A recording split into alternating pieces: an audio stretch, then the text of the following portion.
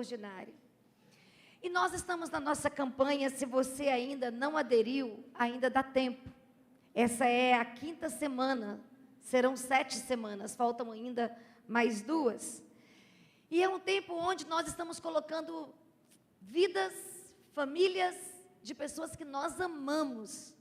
Pessoas que nós queremos ver transformadas, impactadas pelo Senhor, e famílias que nós estamos querendo ver também a mão do Senhor movendo sobre elas.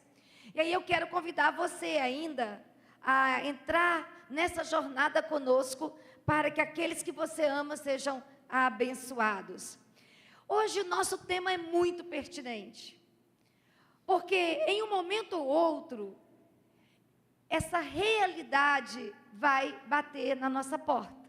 Não dá para nós fugirmos.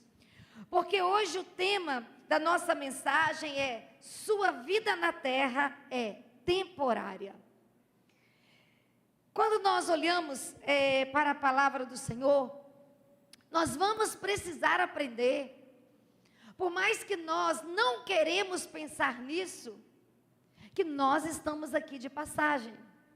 Desde o início da campanha, nós estamos falando nisso. Aqui é transitório, aqui é temporário. Não dá para fechar os olhos. Vai ter um momento que nós vamos ter que lidar com essa verdade. E na hora que chegar o momento para você e eu lidarmos com essa verdade, eu espero que nós possamos lidar com essa verdade com muita paz, com muita serenidade, com muita tranquilidade. O salmista, no Salmo 119, versículo 19, ele vai dizer que nós somos peregrinos na terra. Nós somos aqueles que estamos construindo sonhos, nos esforçando, trabalhando, nos relacionando, nos alegrando, celebrando, mas aqui não dá para nós nos apegarmos, porque vai chegar um momento que nós vamos ter que deixar esse lugar, nós vamos ter que partir. E aí a gente vai olhar e vamos ver que aqui na terra nós temos 2 formas de viver e de pensar a vida. E aí nós vamos precisar pensar com muita responsabilidade. A primeira, não dá para fugir. Essa semana nós já passamos por um velório. Raramente tem uma semana que nós não temos que enfrentar essa realidade. E eu sempre vou dizer que a morte, ela ganha significado quando ela chega na nossa casa, quando ela chega para aqueles que nós amamos. Então, 2 formas de enxergarmos a vida aqui, que nós vamos ter que fazer isso com responsabilidade. A primeira é: a vida é breve. Ela é muito breve. Talvez, para você que tem 10, que tem 15, que tem 30, não está pesando isso. Mas eu vou confessar uma verdade para vocês. Quando meu marido fez 40 anos, ele ficou profundamente arrasado. Ele ficou muito triste, ele ficou muito frustrado, porque ele tinha feito 40 anos. Quando eu fiz 40 anos, eu tirei de letra. Tranquilo, bem, confortável, irmãos. Mas quando eu cheguei na casa dos 50, aí o negócio pegou para o meu lado. Eu fiquei profundamente triste. E eu compartilhei com as pessoas que estavam perto de mim. E eu compartilhei da tristeza de estar fazendo 50 anos. E não era por causa das rugas, não era porque eu estava ganhando, as marcas no rosto. Havia 2 motivos que estavam me deixando profundamente triste ao fazer 50 anos. Primeiro, a perda da força. Gente, eu sou uma pessoa super ativa, eu sou uma pessoa super produtiva, e não dá para não enxergar que nós vamos perdendo a força. E aí isso me entristeceu profundamente. Segundo, pouco tempo para construir os sonhos, pouco tempo para desfrutar das bênçãos, pouco tempo. Gente, eu tenho tantos sonhos no meu coração, eu quero fazer tantas coisas, que quando eu parei e pensei, estou com 50 mais 20, mais 15, tudo bem, talvez você está com 30 e você não sabe se vai chegar aos 35, só que quem chega aos 50 vai parar para pensar da seguinte maneira: e aí, agora falta muito pouco tempo. E eu fiquei algumas semanas profundamente triste, porque não teria tempo suficiente para viver tudo que eu queria viver, construir tudo que eu queria construir, e naquela sensação de que o tempo estava a meu favor. Mas aí eu decidi desfrutar na presença do Senhor com alegria e falar: Senhor, estica aí o meu tempo, Deus. Renova aí as minhas forças, me dá a unção de Caleb, chego aos 70 com vigor de 30, e que o Senhor me abençoa para que eu possa conquistar. Mas não dá para empurrar com a barriga, a vida aqui é breve, e o segundo pensamento que nós temos que ter, além de breve, é temporária e frágil. Então a gente tem que pensar muito seriamente sobre esse assunto. E como igreja, nós temos que entender que não adianta nos apegarmos às coisas terrenas.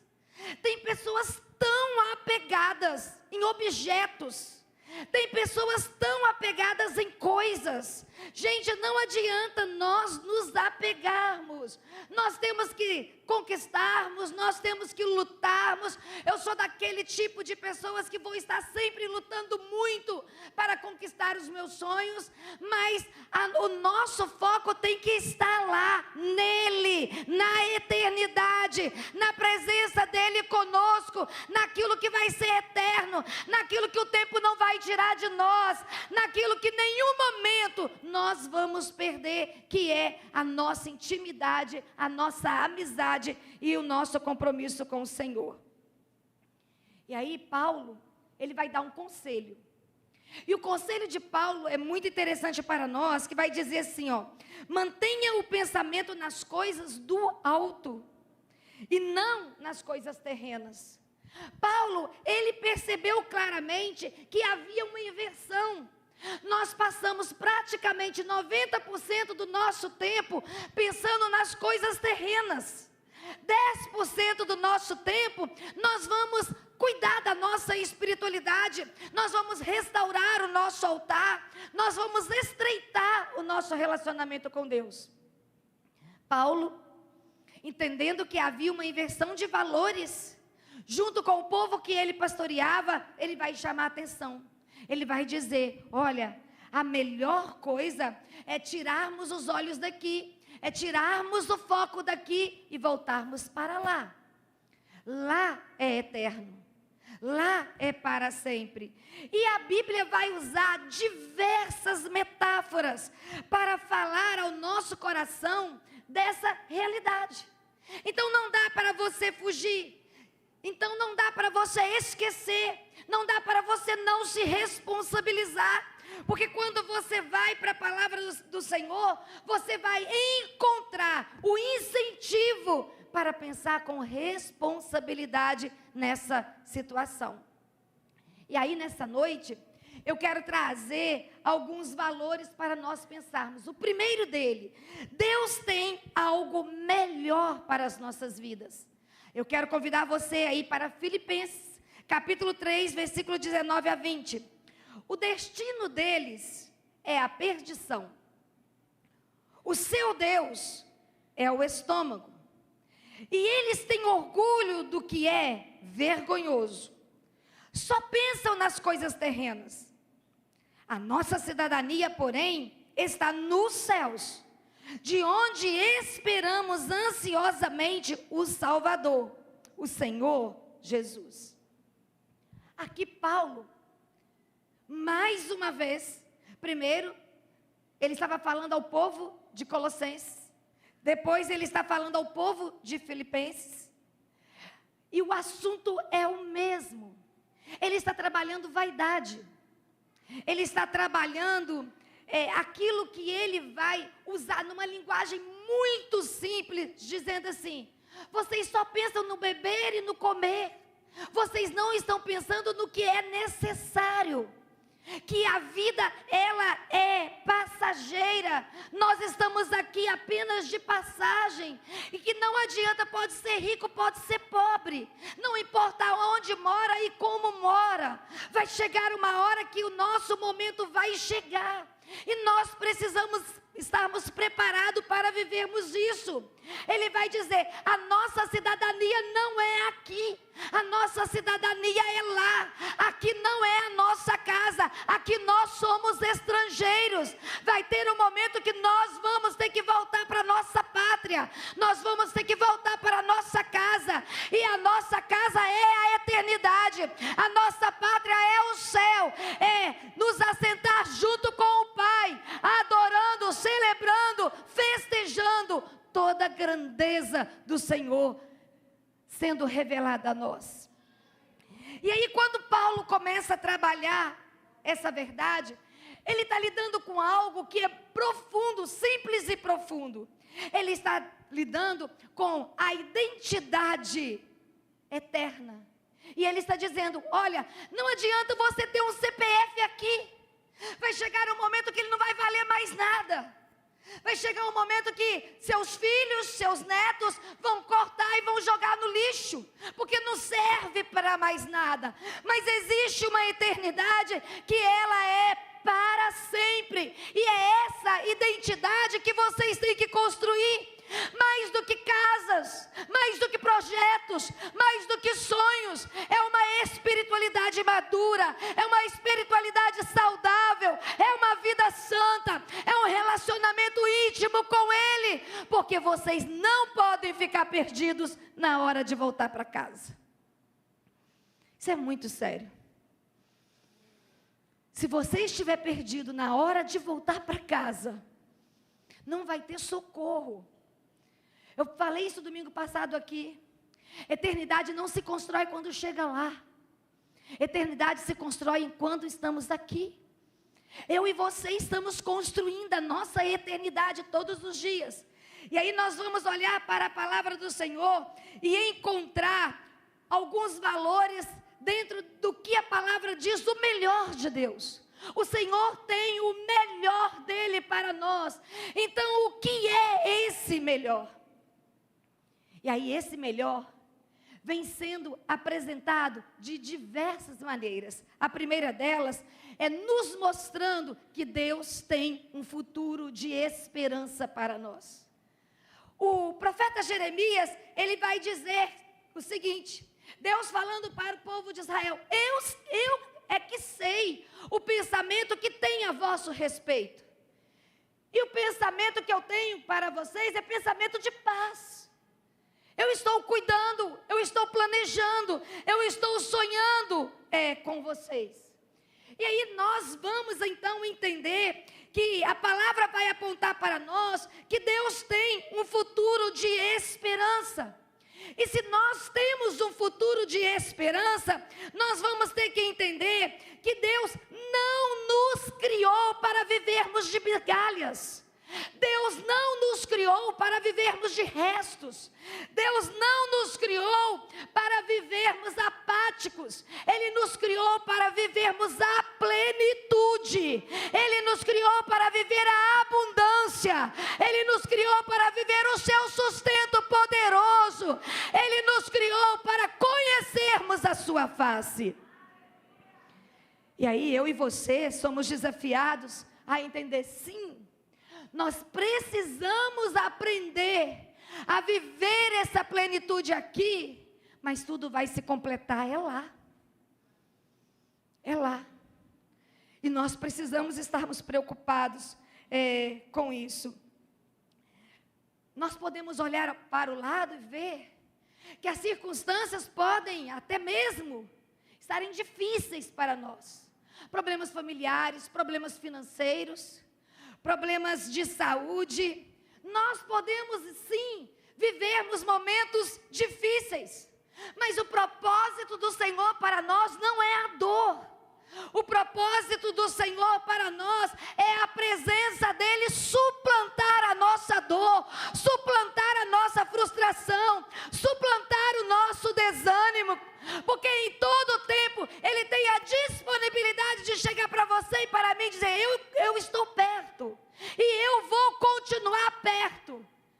Só depende de você aprender a me enxergar, a experimentar a minha presença e a permitir que eu venha tocar em você. Mas aprendemos também que esse melhor de Deus que nós tanto falamos, ele é progressivo. O melhor de Deus é progressivo. O melhor de Deus é crescente. E aí nós somos convidados a lembrar de um evento muito interessante que acontece com Jesus, que é a bodas de Caná da Galileia, quando Jesus transforma água em vinho. O que a palavra vai dizer para nós? Que o melhor de Deus não está no passado, o melhor de Deus está no futuro, o melhor de Deus está para chegar. Você pode ter a melhor história, a melhor família, a melhor vida, mas ainda não é o melhor que Deus tem para você, porque o melhor está preparado para a eternidade, quando você vai conhecê-lo face a face. Então, o melhor de Deus não está no passado e nem o agora. Talvez você está vivendo a melhor fase da sua vida.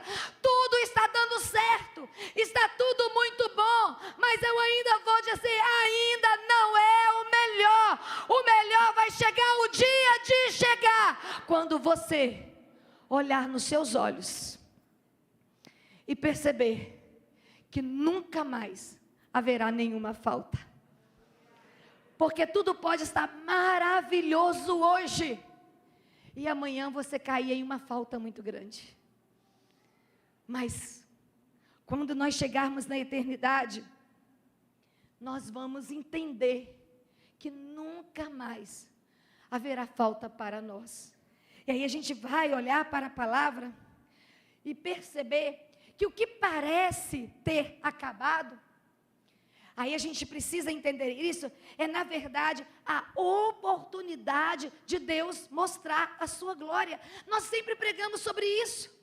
Quando você está vivendo um diagnóstico confrontador, quando você está vivendo uma luta que você não está conseguindo responder com tranquilidade, com conforto, aí Deus entra em cena na sua vida, movendo sobre o seu coração, trazendo uma nova experiência, trazendo uma nova revelação, te dando uma nova visão. E aí você percebe que todas aquelas intercorrências aconteceram, porque havia uma manifestação de glória para acontecer na sua vida. Então, meus irmãos, nós vamos precisar entender que as nossas dificuldades, elas não são para nos destruir, elas são para nos preparar para alcançarmos algo maior em Deus. Mas também vamos precisar aplicar no nosso coração que para viver esse melhor é preciso confiar. E às vezes a crise, ela se encontra exatamente na nossa ausência de confiança.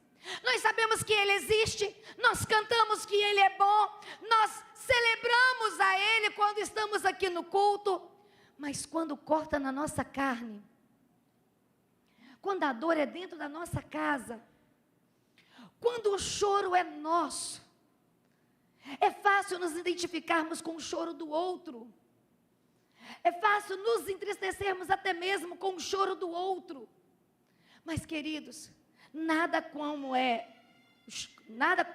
quando o choro é nosso. Por mais que você seja sensível, por mais que você seja solidário ou solidária, por mais que você tenha uma estrutura empática, que quando o outro está sofrendo, você gera uma profunda empatia por aquele que está sofrendo, nada é mais profundo, mais esmagador do que quando a dor é nossa. Quando a dor é nossa, ela ganha outro sentido. Ela nos movimenta de forma diferente. E aí eu e você somos desafiados a irmos para o lugar da confiança. Porque Confiar em Deus é entender que até as nossas perdas é para Deus produzir o melhor para nós. E quem aqui vai ter uma perda significativa e vai sair daqui saltitando, pulando, glorificando, porque algo melhor vai acontecer, porque a sua dor nesse momento é grande? Nenhum de nós vamos fazer isso. Quando a dor chega, nós nos desesperamos. Quando ela grita, às vezes nos abatemos. Mas o que eu e você somos desafiados é realmente mudar essa postura para quando essa dor chegar, eu e você sermos capazes, não de ficar saltitando, mostrando um desequilíbrio mental, mas sim abatidos ou cansados ou desanimados, mas sempre confiante. Ele é aquele que me sustenta no meio da minha prova. Ele é aquele que cria o melhor no meio do meu sofrimento. Ele é aquele que tira o melhor de mim no meio das minhas inquietações. Ele sabe me purificar. Porque o que, na maioria das vezes, eu e você chamamos de frustração, Deus chama de preparação. Às vezes você está dizendo, mas eu estou frustrado no casamento, mas eu estou frustrado na empresa, eu estou frustrado na igreja, no ministério. Enquanto você está frustrado, Deus está dizendo, levanta os seus olhos, eu estou te preparando para algo melhor, eu quero te dar uma visão maior, eu quero criar novas oportunidades, eu quero te elevar para um nível diferente. Enquanto você acha que é frustração, nos olhos do Pai, Ele está te preparando para confiar algo maior nas suas mãos. E aí, eu e você precisamos entender que quando nós perdemos algo de valor, algo que mexe com a nossa estrutura, com a nossa dignidade, com o nosso orgulho, nós precisamos entender, é que Deus está abrindo espaço para algo melhor.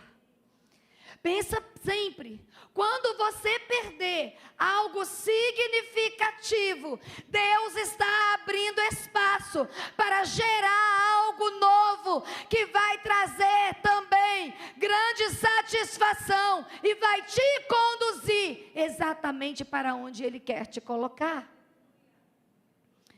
Porque existe um objetivo, e o objetivo é eu e você alcançarmos a maturidade em Deus.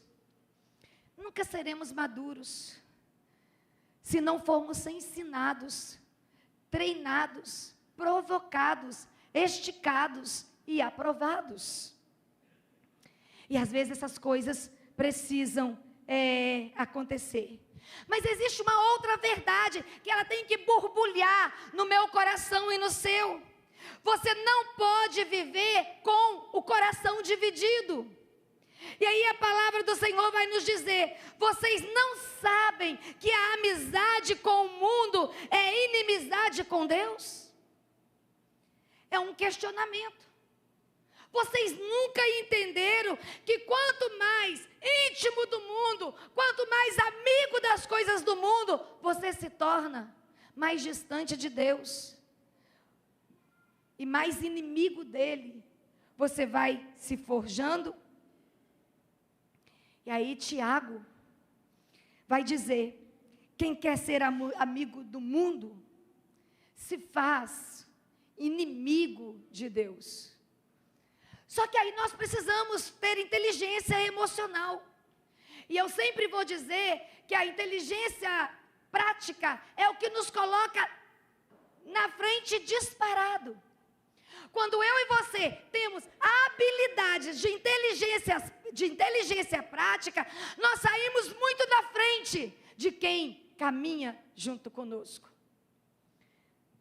Se eu estreito a minha amizade com o mundo, eu fortaleço a minha inimizade e o meu distanciamento com o meu Deus. Se aqui é transitório, Se aqui é temporário, eu preciso ter inteligência prática o suficiente que eu tenho que fazer o caminho inverso. Ainda que aqui eu ofereça alguns prazeres, ainda que aqui me coloque num lugar que aparentemente eu acho confortável, é um risco muito grande eu não parar para pensar que eu não sei qual é o último dia que o Pai escreveu a meu respeito. Porque o salmista vai dizer: todos nós temos os nossos dias contados, do primeiro ao último. Eu não sei quando eu vou dar o último suspiro, mas Ele sabe. Eu não sei aonde e quando, mas Ele sabe. E você também não sabe.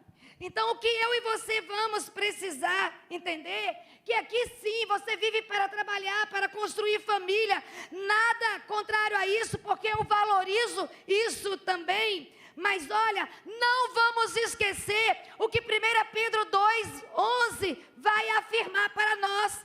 Ele vai dizer: olha, não se esqueçam, vocês são estrangeiros e peregrinos. Vocês não estão no lugar seguro, vocês não estão no lugar definitivo. Aqui é passageiro, se prepare, porque vai chegar a hora de voltar para casa e você não pode se encontrar despreparado. Você precisa estar preparado para voltar, para lá. E aí eu olho para a palavra, eu vou entendendo que aqui na terra nós podemos dar, alguns adjetivos.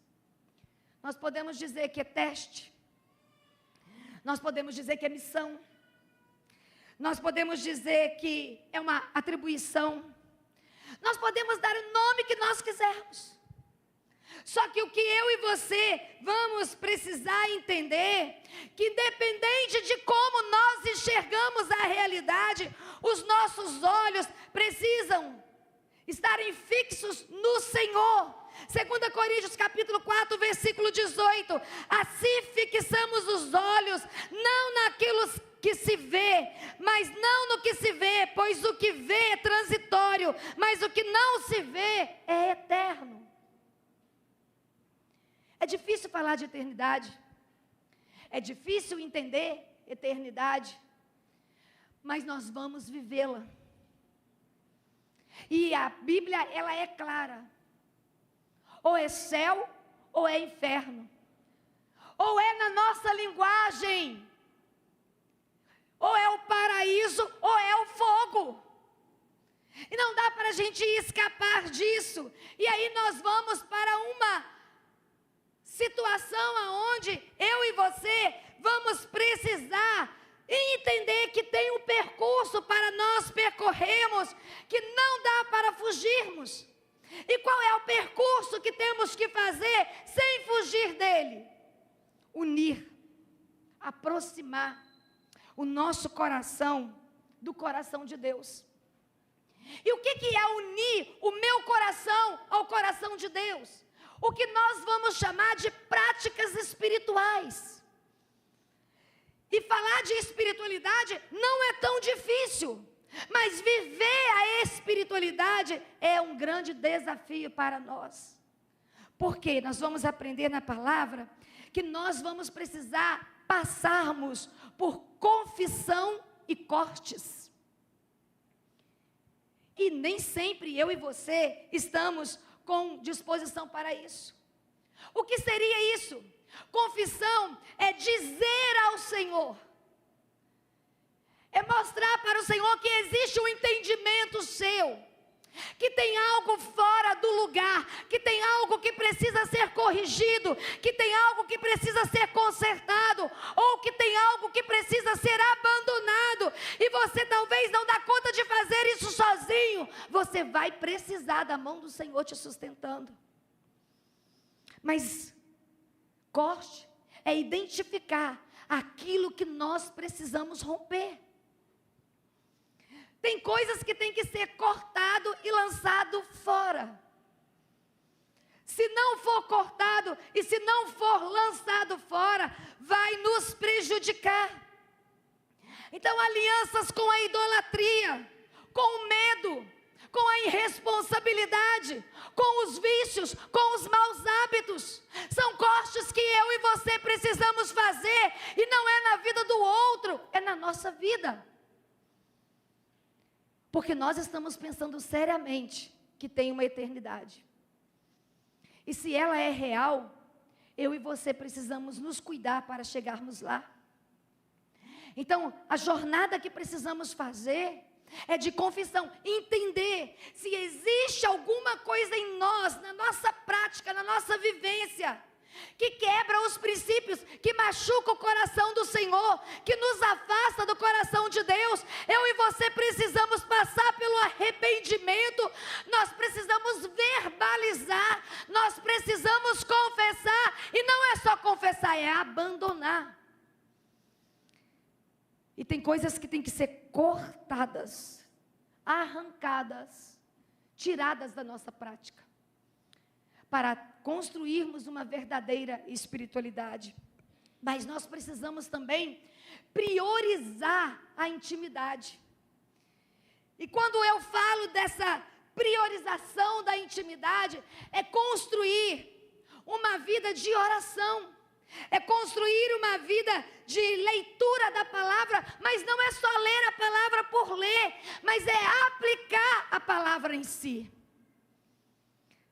Na liturgia metodista, nós sempre vamos falar da tríade da piedade, que é uma prática nossa. E essa tríade compõe jejum, oração e palavra. Um metodista responsável, um metodista raiz, vamos dizer assim, um metodista raiz, ele vive na prática do jejum, ele vive na prática da oração, e ele vive na prática da aplicação da palavra na sua vida. Não é só leitura para aquisição de conhecimento, mas é a prática para gerar transformação poderosa, direção viva e uma vida poderosa no Senhor. Mas além dessa priorização, decisões por fé. Se eu e você estamos aproximando nosso coração do coração do Pai, então nós vamos precisar começar a aprender a viver a sua essência. E a essência do Pai é obediência. Quando o meu coração está derramado no coração do Pai, eu não tenho crise em obedecer. E tem que ser uma obediência imediata. Obediência atrasada também é desobediência. Isso é muito forte para nós. Obediência demorada, obediência atrasada também é desobediência. E aí nós somos convidados a essa decisão em andar por fé. E é andar por fé nas pequenas coisas. Porque nós apresentamos para vocês as grandes intervenções. O que nós hoje chamamos de sobrenatural de Deus. Mas e as intervenções naturais de Deus, que acontecem no seu dia a dia, da hora que você levanta até a hora que você deita, o sustento, o pão na sua mesa, a força para o trabalho, a unidade da sua família, o sorriso no rosto do filho, o contentamento no coração do cônjuge, aquelas ações de Deus tão naturais, que nós temos dificuldade de reconhecê-la diariamente. E aí eu sou convidado por Deus a fazer esse movimento. Eu aproximo o meu coração, mas eu revelo essa aproximação aos outros. E essa revelação da aproximação do meu coração ao coração do Pai vai testificar na vida dos outros que sou uma mulher de fé, que sou uma mulher ousada, que sou uma mulher que dependo, que sou uma mulher que creio, mesmo nos dias difíceis. mas também nós vamos precisar viver a prestação de contas. E essa prestação de contas é estarmos rodeados de pessoas responsáveis com habilidades para nos exortar. Irmãos, nós temos uma maneira de selecionar as pessoas que nós queremos perto. Nós queremos as pessoas agradáveis. Nós queremos as pessoas que nós nos identificamos com elas. Nós queremos as pessoas que falam a nossa linguagem e que têm o mesmo valor de vida.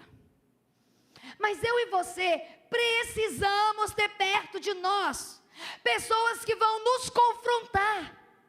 Nós precisamos ter pessoas perto de nós que vão nos exigir. Nós precisamos ter pessoas perto de nós que vão nos fazer sair do comodismo que nós nos encontramos. Então nós precisamos, na nossa roda de amigos, na nossa convivência na igreja, de pessoas que têm palavra de Deus, autoridade de Deus, revelação de Deus, que não vão massagear o nosso ego. Porque pessoas que não são comprometidas com a nossa eternidade, tem pessoas que são comprometidas com a nossa amizade, são amigos bons. Pessoas boas para viajarmos juntos. Pessoas boas para comermos um churrasco no domingo depois do culto. Pessoas maravilhosas para sentarmos numa mesa e tomarmos um café, para falarmos de negócios. Gente, mas isso não é suficiente. Nós precisamos de pessoas que nos provoquem. Nós precisamos de pessoas que nos olham nos olhos. Nós precisamos de pessoas que estejam comprometidas com a nossa eternidade, com o nosso chamado, com o propósito de Deus na nossa vida, com a missão que nós precisamos desenvolver. E essas pessoas são singulares. Elas são poucas, mas Deus coloca esse tipo de gente à nossa volta para dizer: você tem que melhorar aqui, você tem que crescer ali, você que tem que fazer esse curso, você tem que avançar, você tem que vencer, conquistar, porque são pessoas que Deus vai usar para nos treinar, para alcançarmos o que Ele quer colocar nas nossas mãos. Só que eu e você, muitas vezes ficamos ofendidos quando essas pessoas aparecem. Está cobrando demais de mim. Está exigindo demais de mim. Deixa eu te dizer uma coisa. Isso coloca no seu coração como um valor. Se você não tem ninguém que está fazendo isso com você, se você tem pessoas que elas estão te vendo tomar decisões ruins, fazer coisas erradas e estão silenciadas, elas podem ser bons filhos, um cônjuge maravilhoso, amigos do coração, mas elas não estão preocupadas com a sua eternidade. Elas estão preocupadas com a sua presença. Elas não estão preocupadas com a sua eternidade. E você precisa na sua vida pessoas preocupadas com a sua eternidade. Você precisa daquele crente chato, vão subir um monte, vão orar, vão jejuar, vão santificar, vão viver os princípios dos céus. Você precisa daquele discipulador. Você pode entregar mais, Deus tem mais para fazer na sua vida, tem coisas maiores para acontecer. Sai do casulo que você está, cria asas para voar, porque Deus quer fazer algo extraordinário em você e através de você. Não despreze essas pessoas.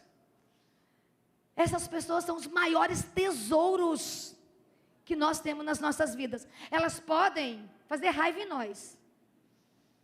De vez em quando, sabe, nós que somos coléricos, o sangue vai ferver. Mas nós precisamos delas. Nós precisamos delas, porque elas nos põe para frente. Mas nós precisamos de algo a mais. Nós precisamos também de uma adoração que transforma. Meus queridos, minhas queridas, cultivar uma vida de liberdade em Deus, cultivar uma vida de adoração, de expressão, criar um ambiente para a glória se manifestar, criar um ambiente para que nós possamos conhecer poderio do Senhor. Eu e você precisamos unir o nosso coração ao coração do Pai, para vivermos essas verdades. Ontem, nós tivemos um culto maravilhoso aqui. As mulheres que estavam aqui na nossa pré-conferência, elas perceberam o impacto do Senhor no nosso meio ontem à noite aqui nessa casa. E é isso. Nós vamos te tirar do sábado à noite de casa, nós vamos te tirar da sexta-feira, nós vamos te tirar da madrugada quentinha da caminha, mas nós queremos que você amplie a sua experiência, porque existe um endereço, existe um destino, e ele se chama eternidade, e nós não queremos ninguém para trás. Nós queremos chegar lá e encontrar todo mundo lá. Por isso que Jesus falou, olha, eu vou preparar lugar para vocês. E quando eu preparar, eu vou buscar vocês.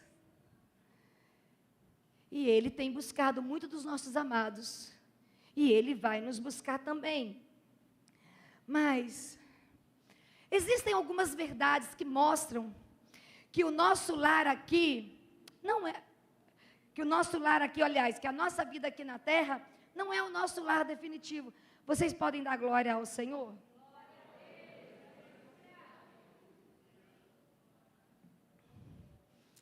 2 Coríntios, capítulo 4, versículo 17 a 18.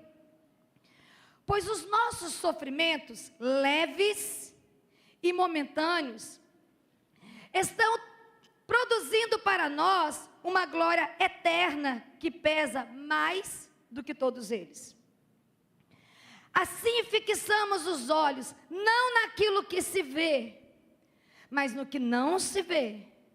Pois o que se vê é transitório, mas o que não se vê é eterno. Não tem como, não existe possibilidade alguma de você construir uma história sem dores,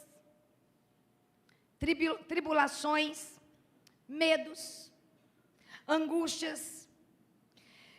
Infelizmente, esses fatos são naturais. Nós vamos ter que administrar.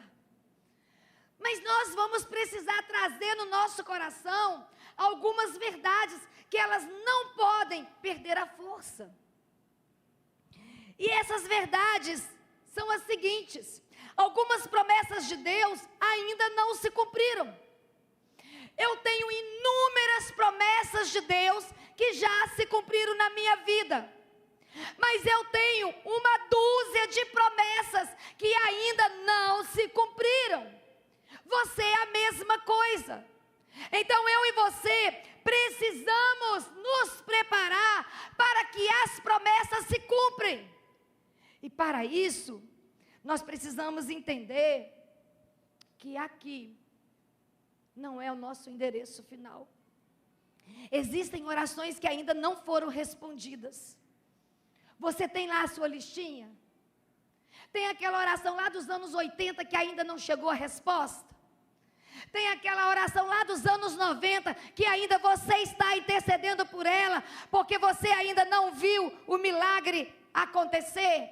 Tem orações ainda não respondidas, mas eu estou dizendo para vocês, ainda não respondida.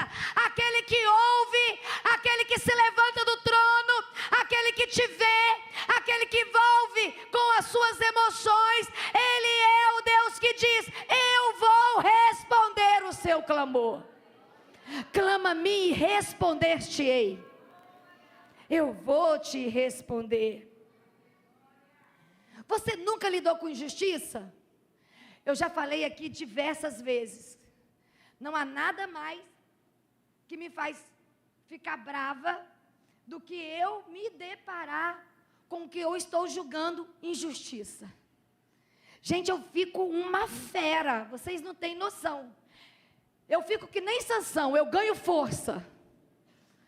Quando eu me deparo com a injustiça, me dá uma energia. Não é o espinafre do Popeye, não. Mas é a presença do Espírito Santo em mim. Que quando eu lido com injustiça, eu ganho energia. Eu ganho força, porque me provoca profundamente. Eu não sei você. Mas nós temos a sensação, muitas vezes, que o mal está vencendo. A injustiça está ganhando.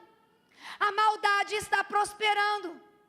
Mas eu quero dizer para você algo que tem que marcar o seu coração. Não chegamos no fim da história. Se aquela pessoa que foi injusta, se aquela situação que te defraudou, que te roubou, e aparece que está tudo bem, e você está ofendido porque você está mal, e aquela outra situação parece que está muito boa, deixa eu dizer para você, ainda não chegou o fim da história. Existe um Deus para se levantar e movimentar as suas mãos sobre a sua vida. Existe uma voz que vai bradar do céu a nosso favor. Ei, eu estou com você e você não está sozinho.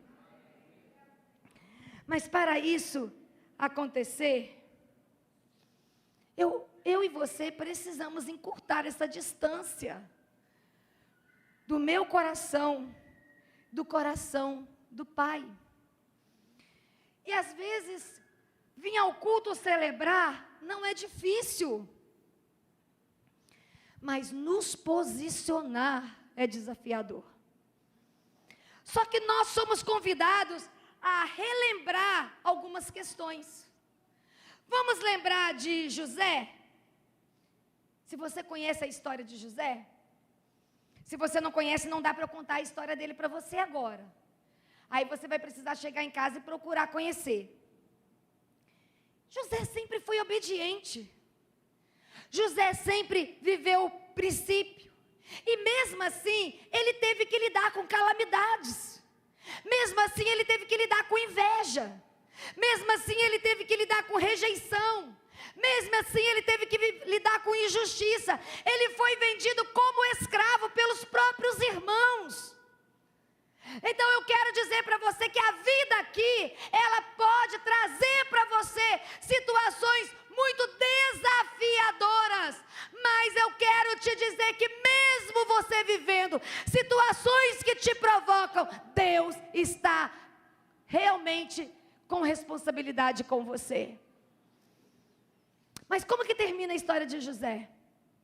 A história de José termina com Deus trazendo uma crise para todo o país, para toda a nação, simplesmente para que os irmãos de José pudessem enxergar que a injustiça do homem se torna em grande benefício nas mãos do Senhor.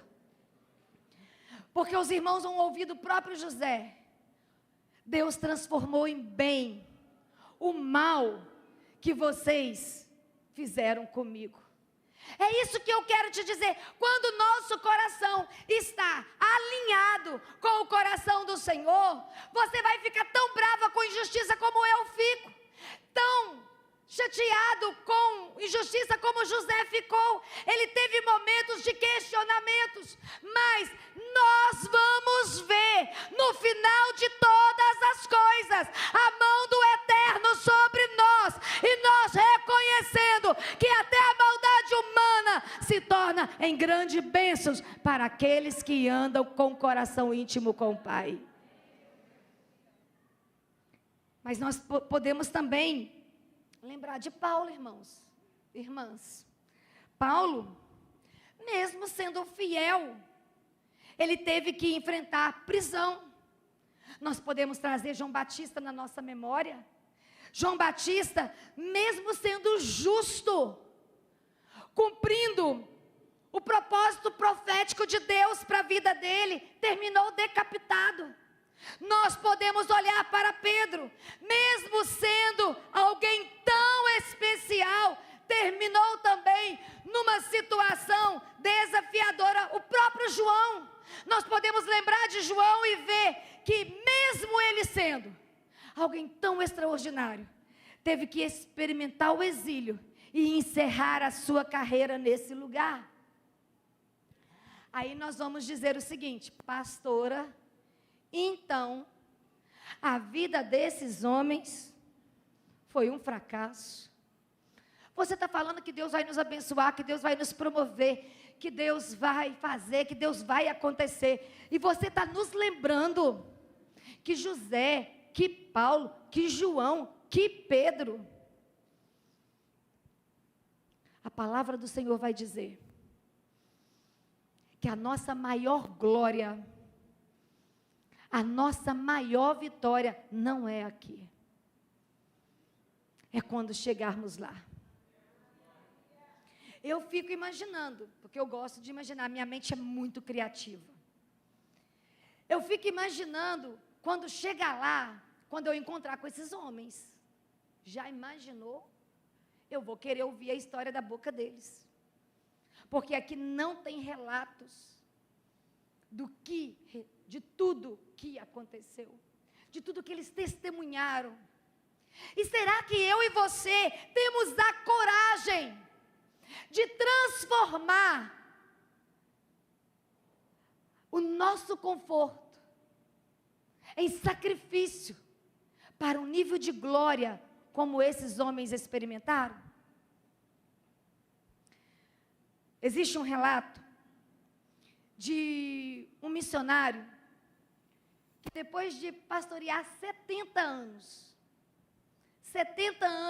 servindo a Deus, nos campos missionários, e os campos missionários muitas vezes são áridos demais, ele se aposenta e volta para casa.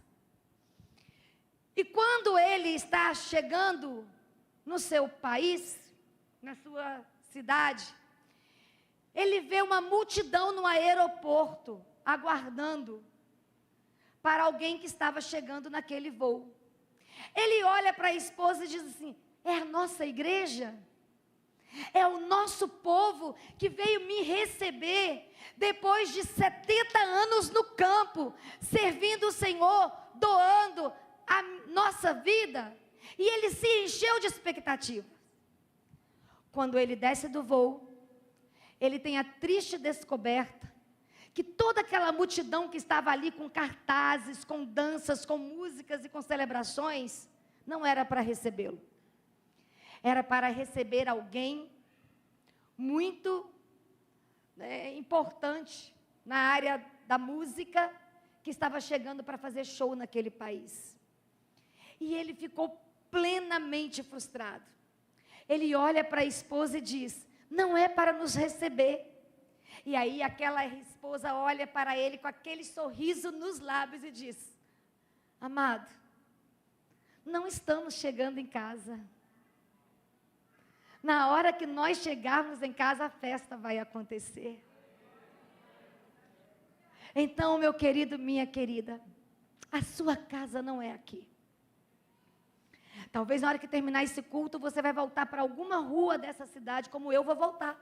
Eu vou voltar ali para a Quinta das Flores. Ali é minha rua. Ali está a minha casa, por enquanto. Mas ali é transitório, é temporário. Mas vai chegar um dia que eu vou voltar para a minha casa definitiva. E essa casa definitiva, nós não construímos quando chegamos lá. Eu estou repetindo isso todas as vezes. Você vai construindo ela agora. Você constrói elevando a sua intimidade. Você constrói se tornando fiel. Você constrói vivendo princípios eternos. Você constrói se voltando para Deus. Você constrói andando com o Senhor. Você constrói se tornando cada dia mais quebrantado no coração do nosso Pai. E aí eu quero te perguntar: sua casa já está pronta? Você já mandou material para lá o suficiente para que, se o dia for hoje, você tenha uma casa para habitar lá? Você já enviou material suficiente para lá, para você ter moradia segura? Eu quero dizer para vocês, sem vaidade, eu tenho me esforçado muito para não perder essa segurança.